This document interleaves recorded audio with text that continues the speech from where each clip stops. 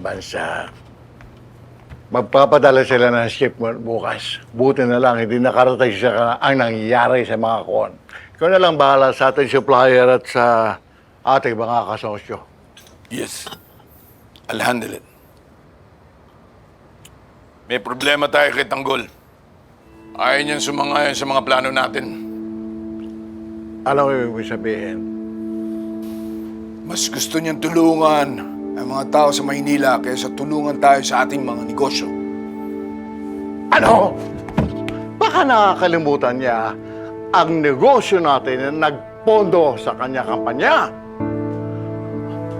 Kaya nga tayo pumayag na pumasok siya sa politika para tulungan niya tayo sa pagpapalago ng ating negosyo. I know, Papa.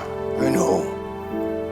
Nagmana sa katigasan ng ulo ng mga Montenegro ang Tanggol na yan.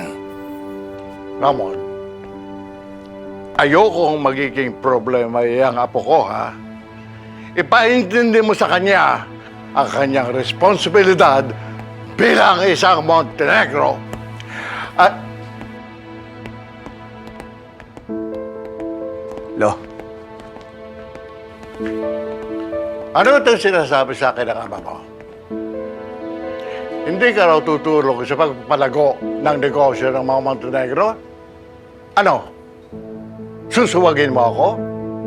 Alam mo naman kung bakit ka namin inilagay sa politika para tulungan kami na palaguin ang negosyo ng mga Montenegro.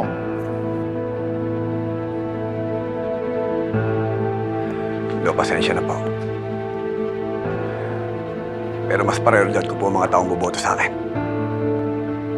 Dati rin po ako nagbenta ng droga. Kaya alam ko kung paano nasira ang buhay nila.